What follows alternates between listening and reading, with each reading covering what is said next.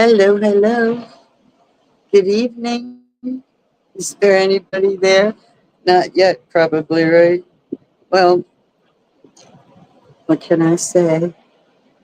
It's almost 9 o'clock. I can give it another second here. I'm sure. Okay. Of course, it is a holiday weekend. I will say that. Unfortunately, well, no, not unfortunately. It's been a good holiday, actually. I can't really complain. Hey, Amy, how are you? I am glad you are here, ready to hear Nancy's next adventure. Well, her same adventure, the next part of her adventure as to what kind of trouble will she get herself into. I used to love Nancy Drew. I mean, I still do, but when I was a young girl, oh my goodness, I looked forward to going to the library. And every trip I'd bring home at least one Nancy Drew mystery. Sometimes more. I liked other stories too, but Nancy Drew was kind of my favorite. So, hands down. Okay, well, it's 9 o'clock. I can get ready to start. Um, Let me begin with my intro here. For those of you, yeah, seriously, for those of you who are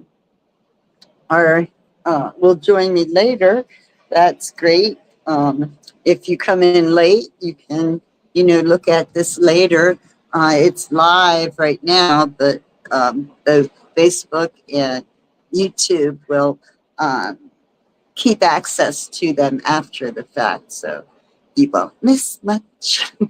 Anyway, my name's Sharon Schultz, and I am known as the Bay Lady because I live in the Chesapeake Bay area of Maryland, and it's a beautiful area, and I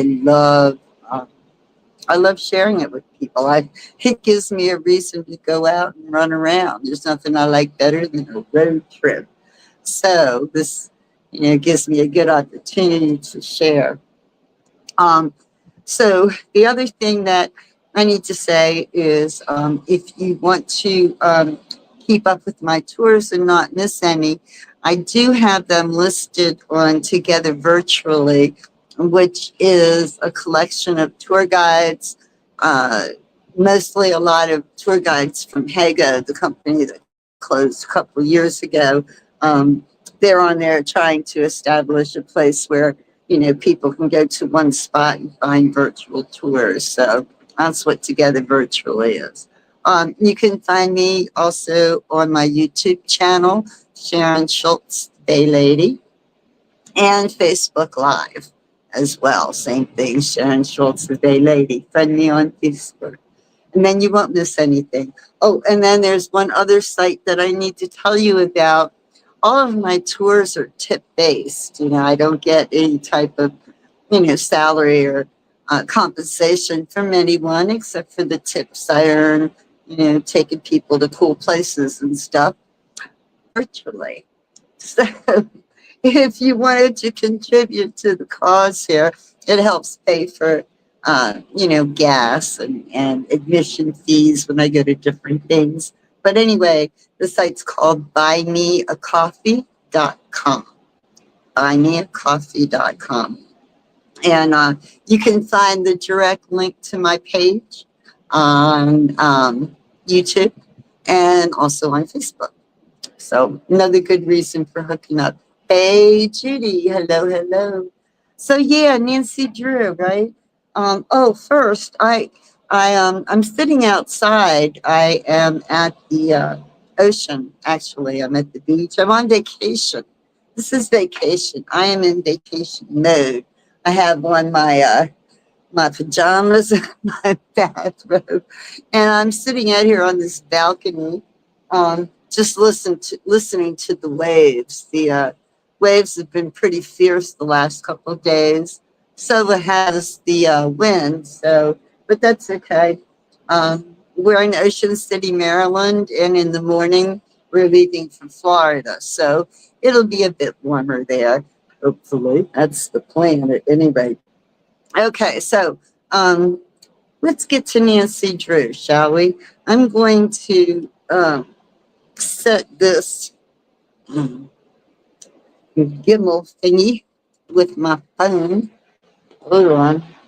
Come on up. All right. I want to set this on the table next to me. And I can go like this and see guys, maybe. That's good enough. Okay. What do you think? Good? Can you hear me? I can move this closer too. I should. Because I don't want the wind to overpower. I don't know how long I'm going to last sitting outside because it's a bit cool on the cool side, like I said, with the wind and all. So if I get too chilly inside, we go. Ho, ho, ho. Okay, so this is what we've been reading. Okay. This is the first book in a very long series of Nancy Drew books that uh, have been around since a lot of us were just young little girls reading about Nancy Drew and all her friends. You know, she had a boyfriend and best girlfriends, and yeah, man, she was on a roll there, role model, right? So anyway, Nancy Drew's Secret of the Old Clock is 80 years old this year. This is an anniversary. 80 years ago, this book was written. 80 years. 19, what does it make it? 1930. Okay. So, anyway, let's get on with it. We are on chapter, what is that? The Frustrating Wait was at chapter 8. Okay. And actually, I have it on my Kindle, which I'm going to read from because it's easier out here in the dark to do that. So, are we ready? All righty. The Frustrating Wait, Chapter 8.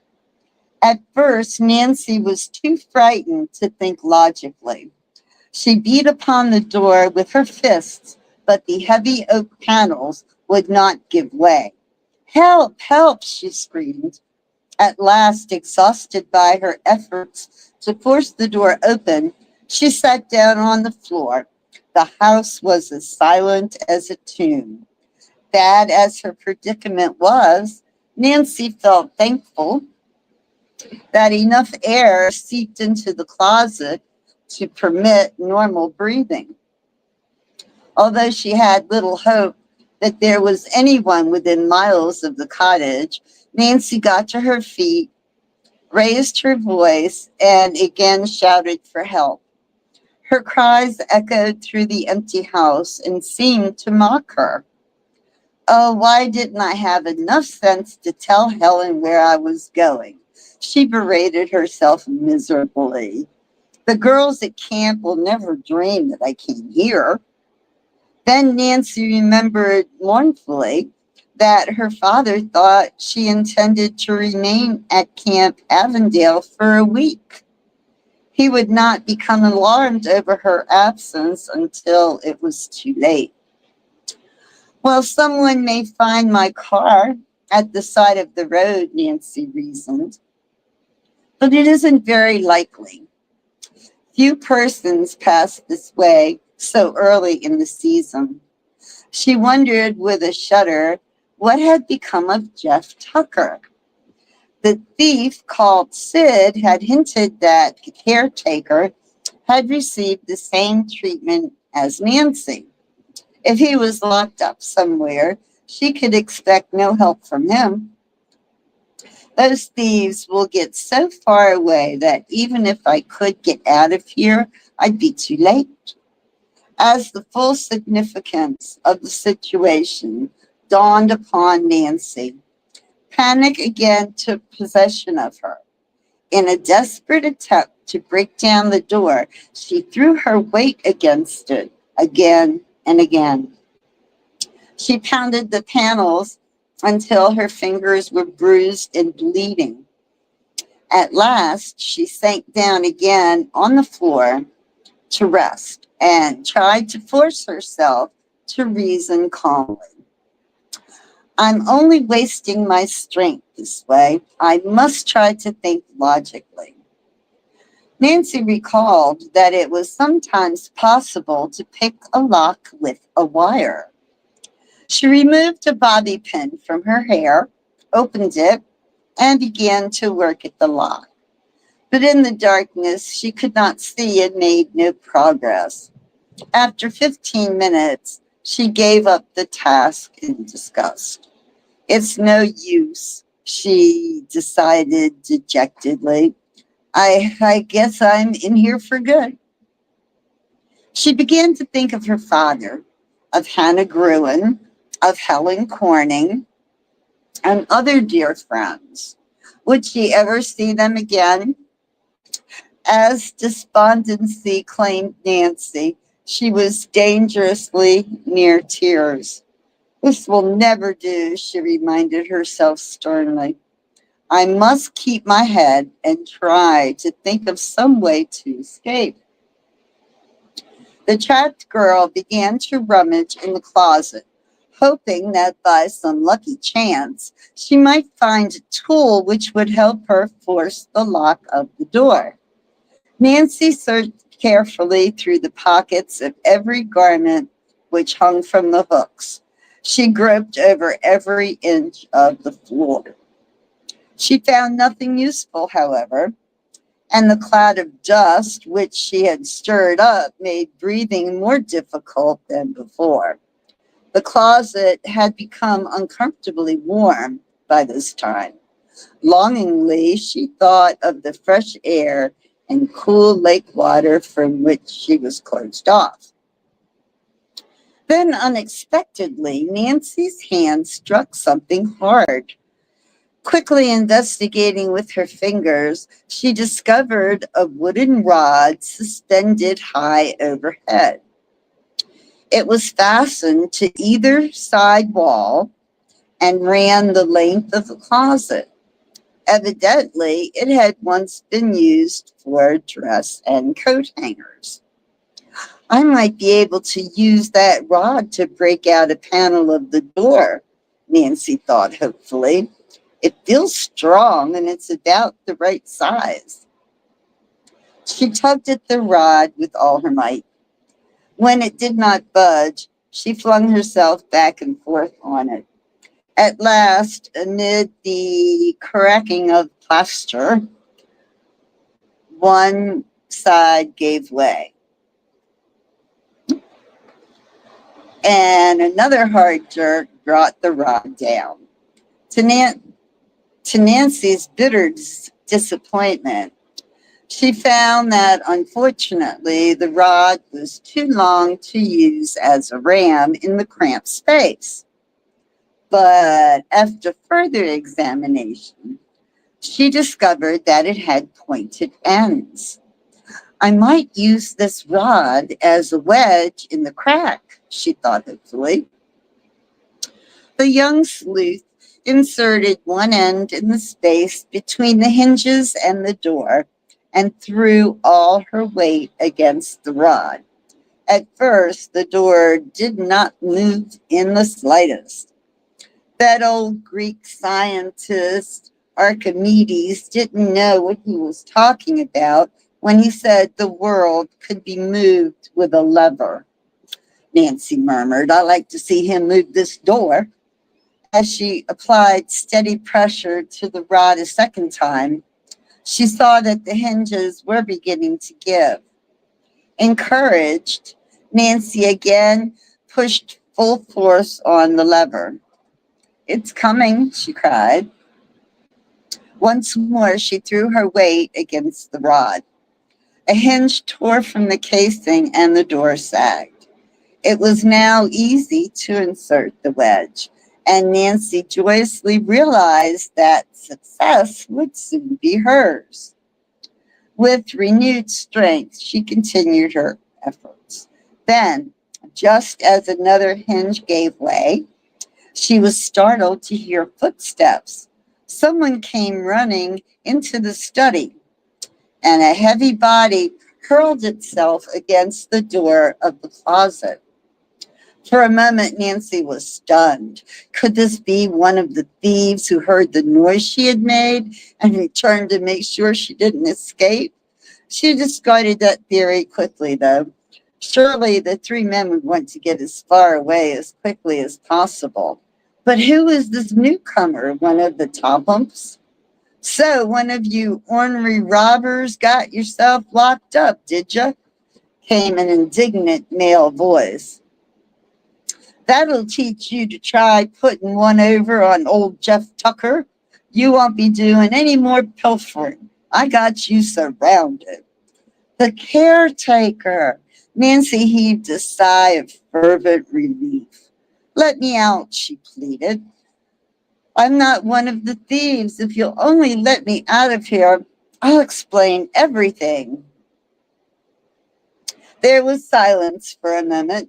Then the voice on the other side of the door said dubiously, Say, you aiming to throw me off? Imitating a lady's voice? Well, it won't do you any good. No, sir. Old Jeff Tucker is not getting fooled again. Nancy decided to convince the man beyond doubt. She gave a long, loud, feminine scream. All right, ma'am. I believe you. No man could make that racket. This way out, lady. Expectantly, Nancy waited, but the door did not open. Then she heard, to her dismay, well, if that ain't the limit, the key's gone and I've left my ring of extra keys somewhere. It's not in my pocket. Nancy groaned. Oh, Mr. Tucker, you must find it. Have you looked at every one of your pockets? Please hurry and get me out. Hold on, ma'am, the caretaker said smoothly. I'll just check again. Nancy was beginning to think she would have to break down the door when she heard Jeff Tucker exclaim, Found it! You're right, ma'am. Key was back in my pocket all the time. Please open the door, Nancy broke in desperately. A key turned in the lock and the bolt clicked. Joyfully, Nancy pulled the door open and stepped out. For a moment, the bright sunlight almost blinded her. When her vision adjusted, she saw a very tall, thin, elderly man in blue shirt and overalls. He stared at her with concern and amazement. Mr. Tucker, she explained quickly, I'm Nancy Drew. I was here looking for you when those awful thieves came and locked me in the closet. She paused and gazed at the caretaker. I'm glad to see that you're all right. The leader told me they'd locked you up, too. She then asked the elderly man to tell his story. Jeff Tucker seemed embarrassed as he began to speak. I was plain hornswoggled by those critters, Miss Drew. They pulled up here in a moving van and told me I'd better get after some trespassers they'd seen nearby. So the elderly man went on with a sigh. I believed him. One of the men went with me down to the lake and locked me in the shed. I just got out. He shook his head sadly. And all this time they was robbing the place. Guess I'll be fired. Secretly, Nancy was inclined to agree, knowing the Tophams. But aloud, she said reassuringly, Oh, don't worry, Mr. Tucker. We'll report this robbery to the state police immediately. Perhaps the troopers can catch the thieves before they get rid of the stolen furniture. The caretaker looked somewhat relieved. And I can sure give a good description of those crooks. I'll never forget their ugly faces. Fine, said Nancy. A sudden thought struck her. Oh, before we go, Mr. Tucker, tell me, Was there an old clock in this house? A tall, square-faced mantel clock? Jeff Tucker's bright blue eyes squinted. Mantel clock? Hmm. Why, sure enough, he pointed to the mantel over the living room fireplace. Sat right up there. Got so used to seeing it, I couldn't remember for a minute. Don't know how come they took that too. Never thought it was worth much. The Tompkins never bothered with winding the thing. Nancy's pulse quickened. Knowing that the clock had been stolen, she was more eager than ever to have the thieves apprehended. She urged Jeff Tucker to hurry out to her car. Where's the nearest state police headquarters? She asked him as they climbed into the convertible. There's none till you get to Melbourne, Miss Drew. We'll hurry. Nancy headed as fast as possible for the highway. Would she succeed in heading off the thieves and recovering the old Crowley clock so she could learn its secrets? Of course, she's Nancy Drew, right, guys? All right, chapter 9. Chapter 9. A tense chase. Which way is Melbourne? Nancy asked the caretaker when they reached the highway. Down there, he pointed. That's the direction the thieves took, she told him, noting the dust and tire marks which revealed the van's exit onto the highway. But, she added, glancing at the dashboard clock, they're probably too far away by this time for us to catch them. Yes, ding it, Jeff muttered. Nancy drove as rapidly as the law permitted toward Melbourne. All the while, Jeff Tucker peered from one side of the road to the other. Those rascal thieves might just have enough nerve to stop and count their loot, he said to Nancy, so I'm keeping a sharp eye peeled just in case. Nancy smiled in spite of the gravity of the situation. Maybe, she replied, though I doubt those men would be so reckless. Oh, I don't mean out in plain sight. They might have pulled off the road, back of some of these closed-up summer places. We'll watch for their tire marks on any dirt side road, the young sleuth said. Jeff became so absorbed in looking for the van's tire marks that he never asked Nancy why she had come to see him at the Toppin house. Those fake movers, he said, as they neared the outskirts of Melbourne. I wonder how far they went. Nancy did not reply until they came to a crossroad. Then she pointed. They turned north here on this dirt road. How much further is it to Melbourne?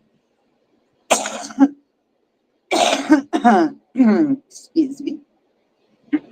Only a mile.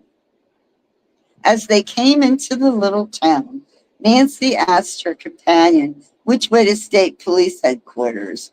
Go right down Central Avenue to Maple Street, turn left, and there it is. Reaching headquarters, Nancy parked the car and hopped out.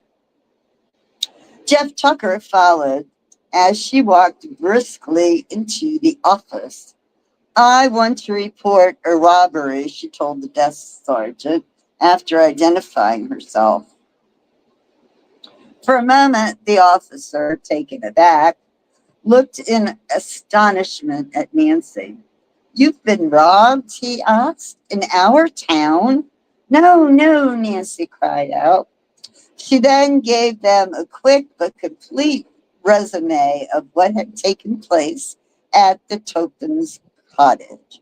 Jeff Tucker added his account. Oh, they showed us a picture. Look at that. Remember the Nancy Drew books had those little, what were they, like black and white sketches, right, of what's going on? I don't know if you can see that. But it's a police officer talking to the ladies. Cool. Okay, next page. Nancy reported what had taken place at the Toppins cottage. The police officer needed no further urging. Immediately, he summoned 4 men and issued orders. Now, he said, turning to Nancy, have you any idea which road the thieves took? Yes, officer.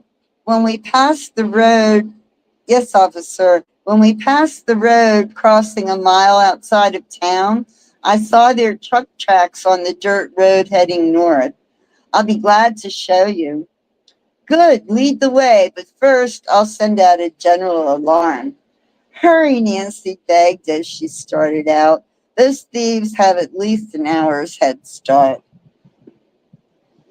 Jeff Tucker had been advised to return to his home.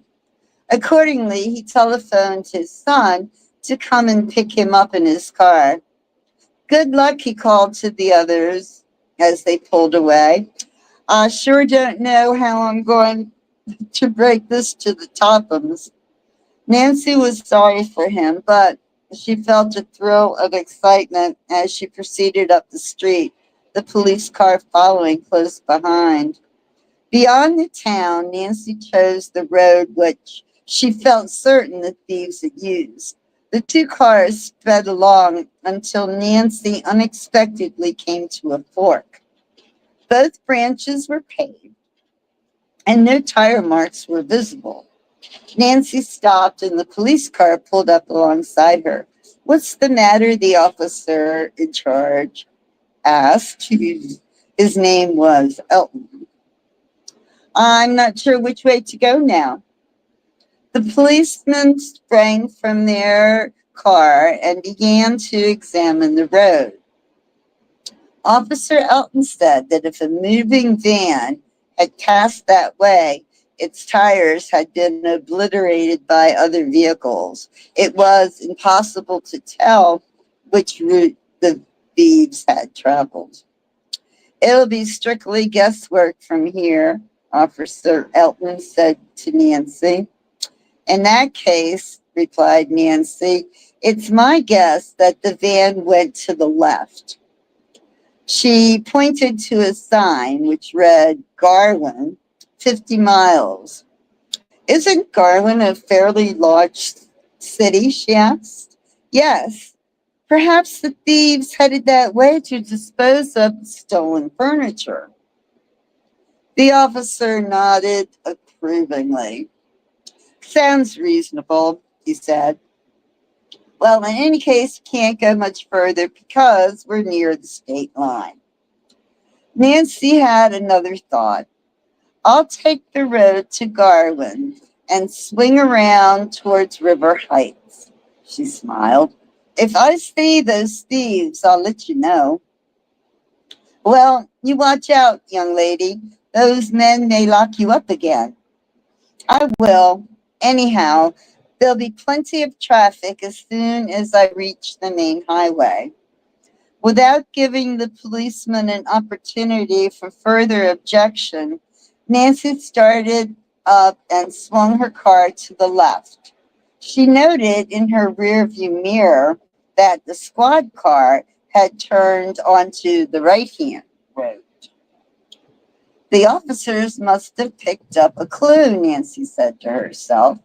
But I certainly wish I could spot that van and maybe find a chance to look in that old clock. Nancy soon reached the main road. As mile after mile of highway spun behind her, Nancy's hopes grew dim. There were a number of side roads, any one of which the moving van might have taken to elude pursuers. The young sleuth decided to adhere to her original theory that Sid and his pals had headed for Garwin and kept on the main highway. Those thieves think Jeff and I are still locked up and won't suspect that they're being followed, she assured herself.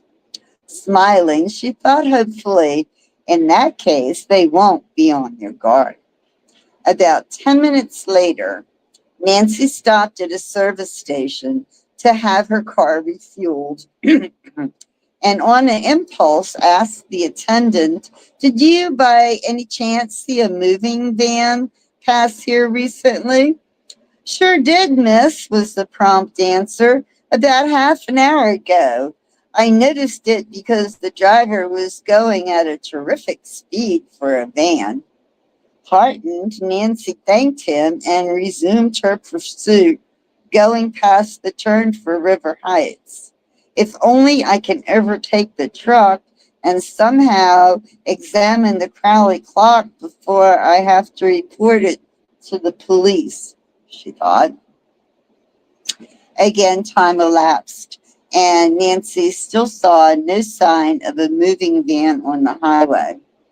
It was growing dusk, and she decided that she would have to admit defeat.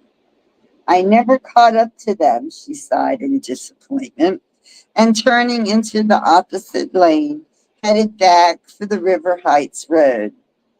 Just then, Nancy recalled that a little beyond the service station where she had stopped, she had noticed a rather run-down old inn. It was a slim hope, she knew, but the thieves might have put their van behind it while having a meal there. "I'll go in and ask anyway," she decided. Nancy increased her speed as much as she dared, and within a few minutes came in sight of the inn. It stood back from the road a short distance and was half hidden by tall trees. In front of the building, a battered sign bearing the name Black Horse Inn creaked back and forth from a post. There was no sign of the van. Beyond the inn, Nancy glimpsed a garage and a large barn. The doors to both were closed. "I wonder," mused Nancy, "if the moving van is parked inside either one." At the far side of the inn was a small woods with a narrow road leading into it. For safety's sake, Nancy thought it best to park her car on this little used road. She turned off the car lights, pocketed the key, and walked back to the curving driveway leading to the inn. As Nancy made her way forward, her heart pounded. There were tire marks which could belong to Sid's van. They led to the barn. "Maybe those thieves are eating," she thought. "I'll look." As Nancy stepped onto the porch, the sound of raucous laughter reached her ears. She tiptoed to a window and peered inside. What the young sleuth saw made her gasp, but she felt a glow of satisfaction. In a dingy, dimly lit room, three men were seated around a table eating. They were the thieves who had robbed the Topham bungalow. Now, folks, we've been reading 3 chapters a night and in an hour. Well, we just finished 3 chapters and it's only been 32 minutes. And I am freezing, so we're going to go inside because it's getting a little cold out here now. So we're about to start this next chapter here. But let me, grab everything.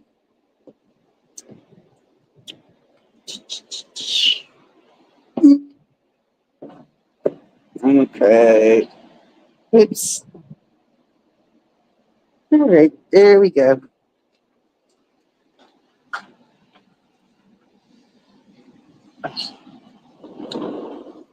Oh, yes, much warmer. Most definitely.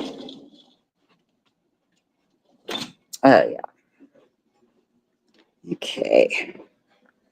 We're just going to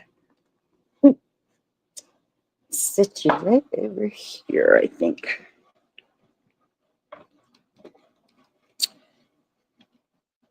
Ah, there I am. How's that? All right. Oh, much better. Much better. Plus, I have a cup of tea waiting for me here. Sure, it's cold now, right? Mm.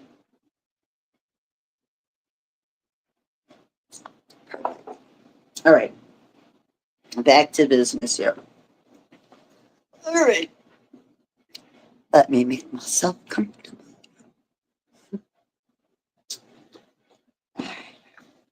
Oops. Okay. The next chapter. Nancy's risky undertaking. I must notify the police at once, Nancy told herself as she recognized the three thieves. Turning away from the window, oops, bring it a little closer here. Turning away from the window, she crept noiselessly from the porch. She was about to make a dash for her car when a sudden thought occurred to her. If the gang had parked their van in the barn, well, now's my chance to look for the Crowley clock. I'm sure those men will be eating for a while, or they may even be staying overnight. Acting on impulse, Nancy sprinted to her car. Hastily, she snatched a flashlight from the compartment since it was now dark outside. She made her way cautiously to the rear of the inn. Reaching the barn, she tried the closed doors. Her heart was pounding. They had not been locked. As she slid back one of the doors, it squeaked in an alarming fashion. Anxiously, Nancy glanced around the inn, but so far as she could tell, her actions were unobserved. There was no one in sight. Focusing her flashlight, she peered hopefully into the dark interior. A cry of satisfaction escaped her lips. In front of her stood the moving van. What luck, she exclaimed, snapping off her light. With a last cautious glance in the direction of the inn, she hastily stepped inside and closed the barn door. With it shut, the exterior of the barn was pitch dark. Nancy switched on her flashlight again and played it over the moving van. She saw that the rear doors were closed. Securing a firm grip on the handle, she gave it a quick turn. To her dismay, the door did not open. The thieves had locked the van. Oh dear, she wondered frantically. I'll never be able to break the lock. Now what shall I do? Deliberately, Nancy glanced about. She dare not remain many minutes in the barn lest the thieves return and find her there. But she had to find out whether the Crowley clock was in the van. Perhaps the keys were left in the ignition, Nancy thought hopefully. She rushed to the front of the van and clambered into the driver's seat. But there were no keys hanging from the ignition lock. Nancy's mind worked frantically. She must find the keys. Perhaps the men had not taken them into the inn, but had concealed them in the truck. Suddenly, she remembered that sometimes people hide automobile car keys under the floor mat. It was barely possible that the thieves had done this. Hastily, she pulled up a corner of the mat. Her flashlight revealed a small ring of keys. Luck was with me this time, she murmured, and quickly snatching up the ring, she ran to the rear of the van. After trying several of the keys, she at last found one that fitted the lock. Turning it, she jerked the door open. Nancy flashed her light about inside the truck. To her joy, she recognized the van's contents as the furniture stolen from the Topham cottage. What will I do if the clock is on the bottom of the load? Nancy wondered as she surveyed the pile of furniture. I'll never find it. Dexterously, she swung herself up into the truck and flashed the light slowly about on chairs, tables, rugs, and boxes. There was no sign of the Crowley clock. Then the beam rested for a moment on an object in a far corner. With a low cry of delight, Nancy saw that her search had been rewarded. Protected by a blanket, an old-fashioned mantel clock rested on top of a table in the very front of the van. The young sloop scrambled over the pieces of furniture as she tried to reach the clock. Her dress caught on something and tore. Finally, she arrived within arm's reach of the blanket. She grasped it and fully pulled the clock towards her. One glance at the timepiece assured her that it fitted the description Abby Rowan had given her. It had a square face and the top was ornamented with a crescent. The Crowley clock at last, Nancy whispered almost unbelievably. But as she stood staring at it, her keen ears detected the sound of voices. The thieves. I'll be caught, flashed through her mind, and I won't be able to escape a second time. Clutching the blanket and the clock tightly in her arms, Nancy scrambled over the piled up furniture as she struggled to get out of the truck before it was too late. Reaching the door, she leapt lightly to the floor. Now she could hear heavy footsteps coming closer and closer. Nancy shut the door as quickly as possible and searched wildly for the keys. Oh, what did I do with them? She thought frantically. She saw they'd fallen to the floor and snatched them up. Hurriedly asserting the correct key in the lock, she secured the doors. But as she wheeled about, she heard men's angry voices directly outside. Already someone was starting to slide back the barn door. Oh, what shall I do? Nancy thought in despair. I am cornered. She realized instantly that she could not hope to run to the front of the car and place the keys under the mat where she had found them. I'll just put them on the floor. Maybe the men will think they dropped them. Then, glancing frantically about for a hiding place, Nancy saw an empty grain bin. Running to it, still holding the clock, she climbed inside and dropped the blanket over her head just as one of the bar doors slid open. One of the men was speaking loudly. Nancy recognized the voice instantly. It belonged to Sid, the ringleader of the thieves. You had enough to eat, he growled. We're going to get out of here before we have the cops down on our heads.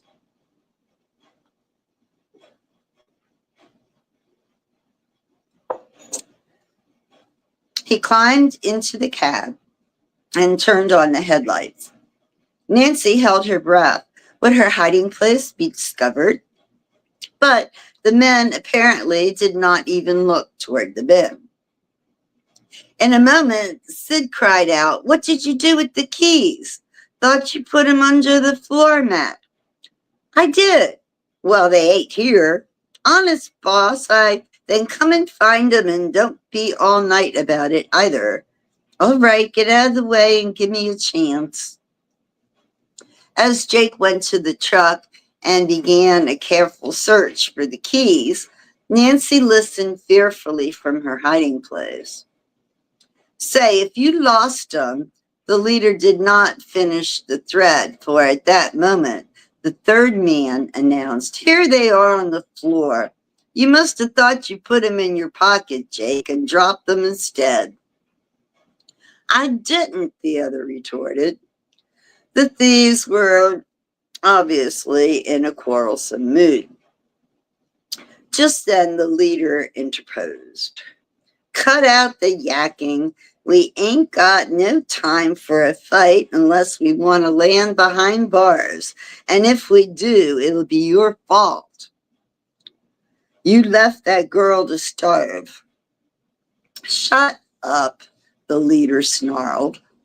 After a few more angry words, the three thieves climbed into the front seat, and in a moment, the engine started.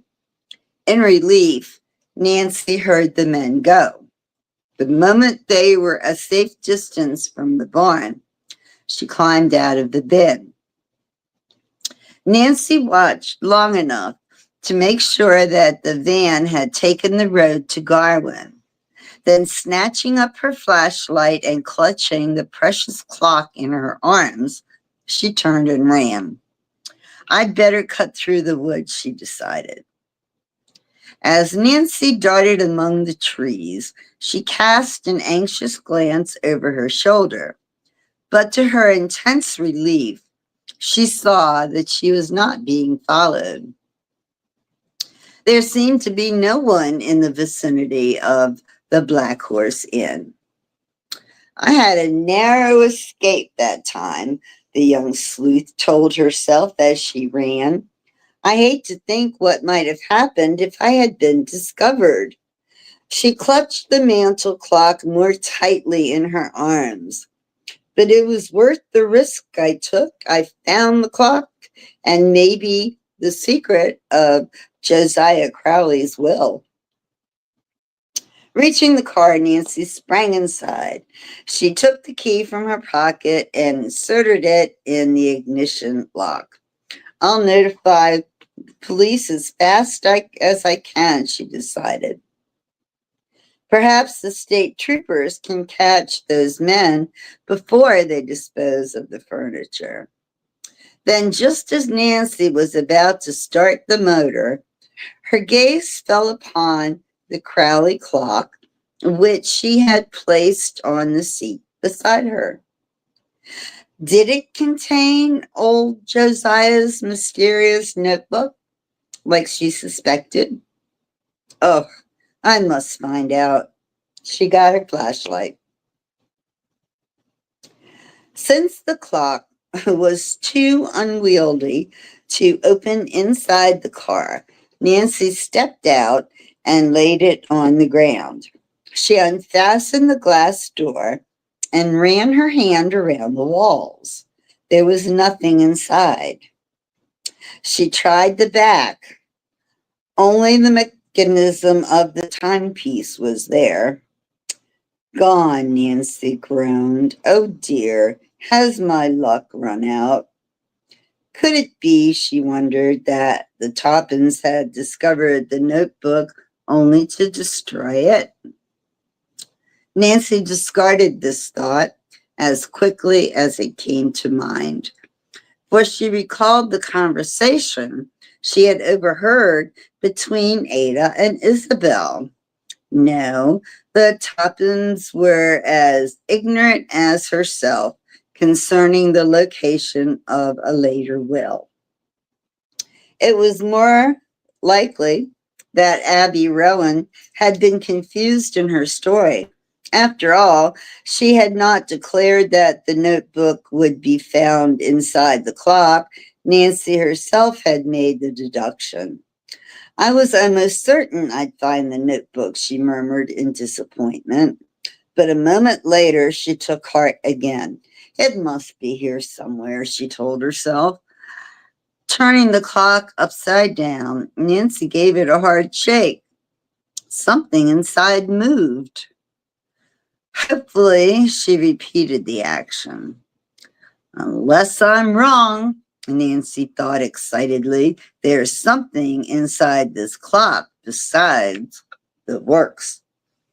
She examined it more closely. An extra piece of cardboard back of the face and something in between the two. The notebook, maybe.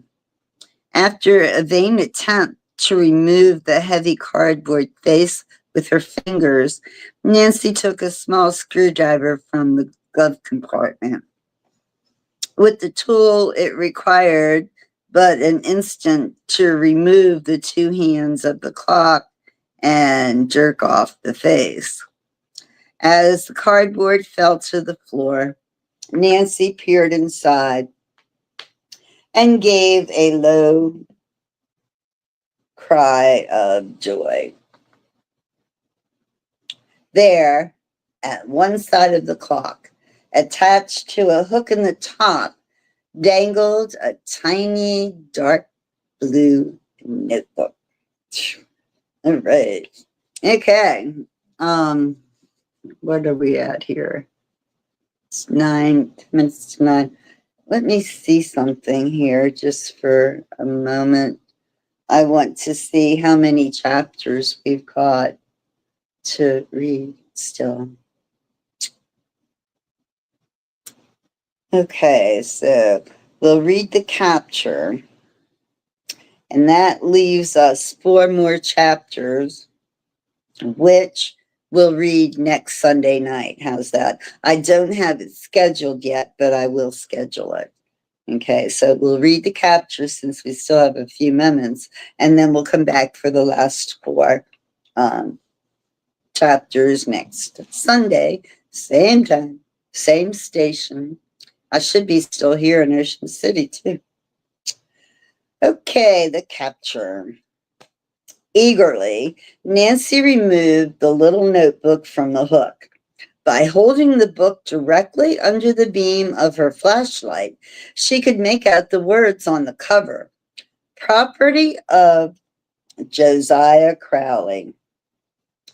I found it at last, she thought excitedly.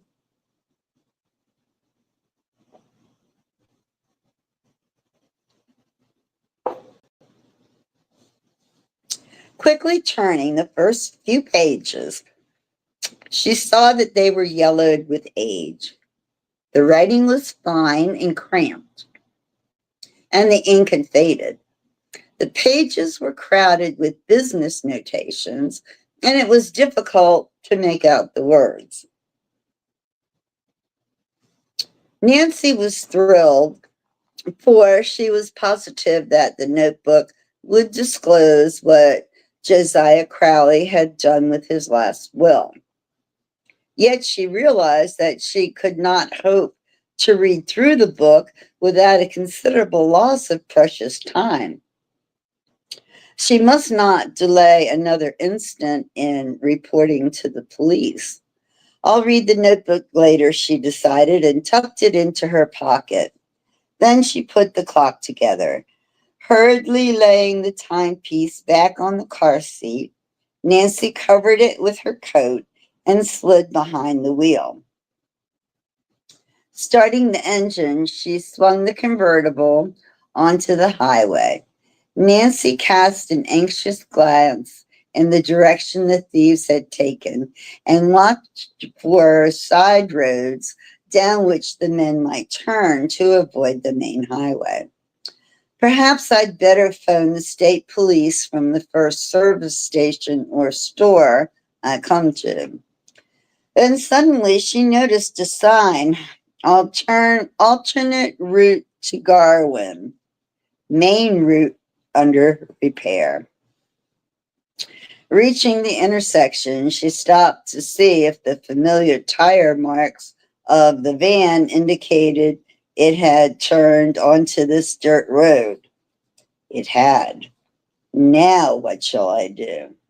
As Nancy debated, she saw a car coming toward her. Her hopes soared. She could not be mistaken. It was a police prowl car with a red revolving roof light. Suddenly, Nancy grabbed her own flashlight and jumped from the car.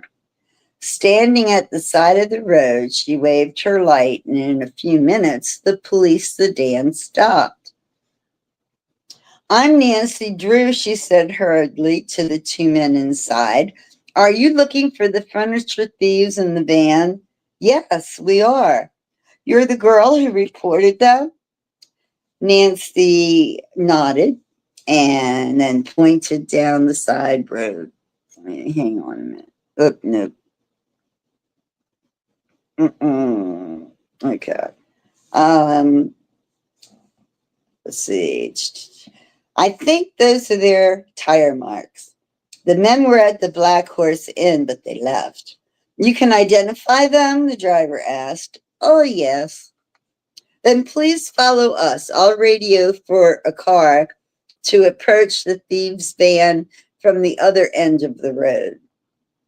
The police car sped down the bad road to Garwin, with Nancy following closely behind. They rode for several miles. "Oh dear," thought Nancy. "I must have been wrong. We should have overtaken the van by this time." Another 10 minutes passed.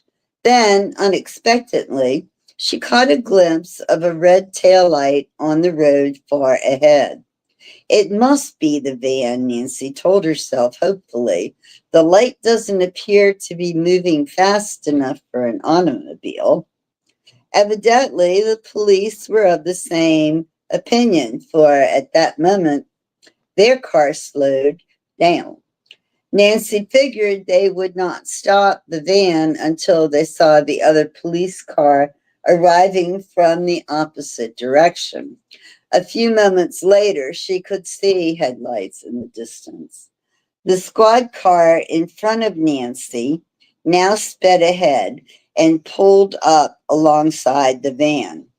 "Pull over," one of the officers shouted to the man in the cab. Instead of doing so, the van put on a burst of speed. But in order to avoid smashing into the oncoming squad car, the driver pulled too far to the right. The van swerved sharply. Its two right wheels went off into a deep ditch, and the vehicle toppled over. In an instant, the officers were out of the car and had the fugitives covered. By this time, Nancy, who had stopped her car at the side of the road, came running up. One of the officers turned to her and asked, "Can you identify these men?" As a light was flashed upon each of the thieves in turn, Nancy nodded. "This one is Sid, who locked me in the closet," she declared, pointing to the leader. "The others are Jake and Parky." The prisoners stared in complete disbelief. They were astounded to see Nancy Drew standing there. When it dawned on Sid that she evidently was responsible for their capture, he started to say something, then changed his mind and remained silent.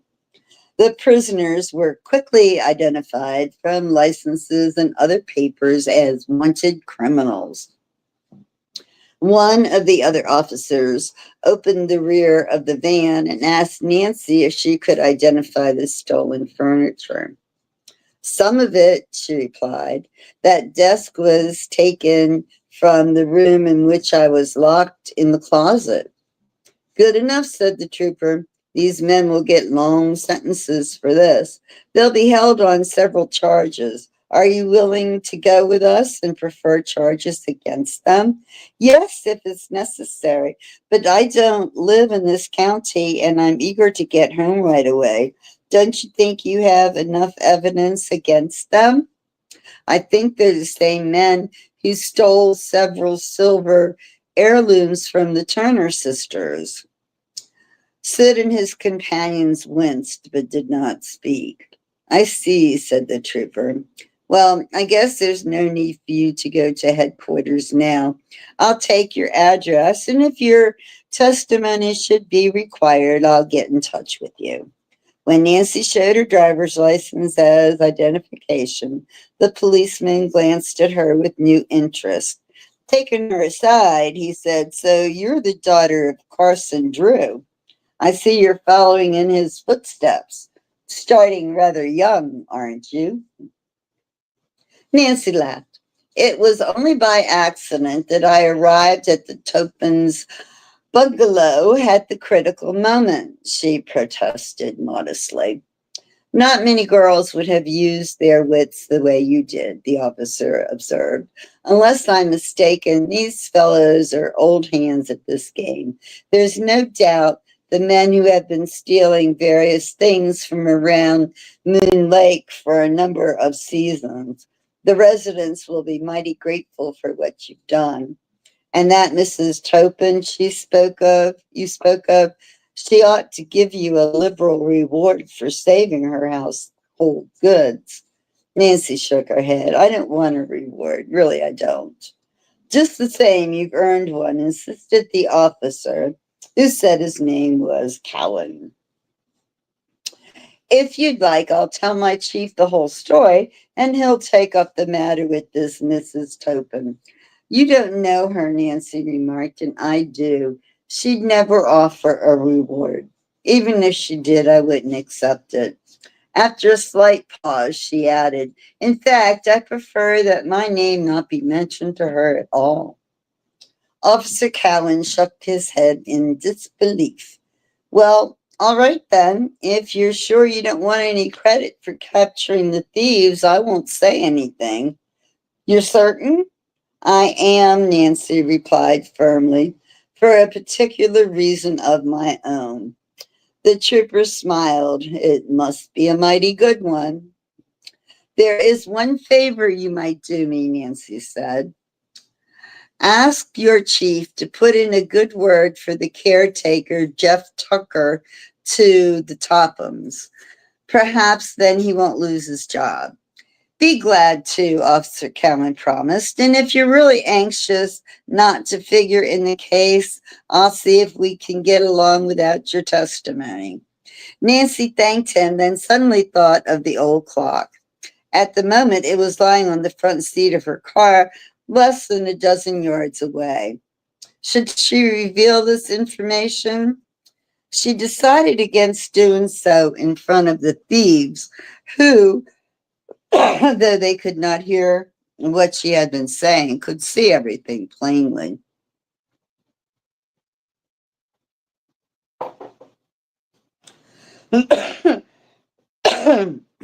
"I'll wait until a more opportune time," Nancy concluded. It was agreed among the state policemen that one of them would stay to guard the van and keep a radio car standing by there. The other three troopers would take the captive thieves to headquarters. The three prisoners, their faces sullen, were crowded into the car. One of the troopers took the wheel, while the one beside him kept the trio handcuffed together. Officer Cowan, a strapping, husky man, turned to Nancy. "I'll ride with you," he said. "You're going past headquarters on the main road?" "I'm on my way to River Heights," she responded. "Then the station is on your route. You can drop me off if you will." Why, of course," Nancy stammered. "I'd be glad to." At once, she had thought of the Crowley clock. What if Officer Cowan should not accept her explanation as to why she had helped herself to the heirloom and its strange contents? If this happened, her progress in solving the mystery might receive a serious setback. Even as these disturbing ideas raced through her mind, the trooper started toward the blue convertible. Nancy braced herself. "I'll just have to fess up," she said to herself, "and take the consequences." Okay, so here's where we're going to stop. Boy, if that wasn't good timing. We'll start with this next chapter, Strange Instructions, next Sunday night, 9 o'clock. I don't have it scheduled yet, but I will in the next couple of days, but go ahead and plan for it. And we'll conclude the book at that time. We'll be finished. There's only 4 chapters left. So we will take care of that and then decide what to read next. Alrighty. Well, I hope you all have a wonderful New Year's Eve. If you're not busy, you might want to catch up with me on Facebook and YouTube around 11:30, I guess. 11:30 New Year's Eve. We'll be on the boardwalk in Pensacola, Florida, and watching fireworks at midnight. So come on along. We'd love to have you. So take care, everybody. Good night.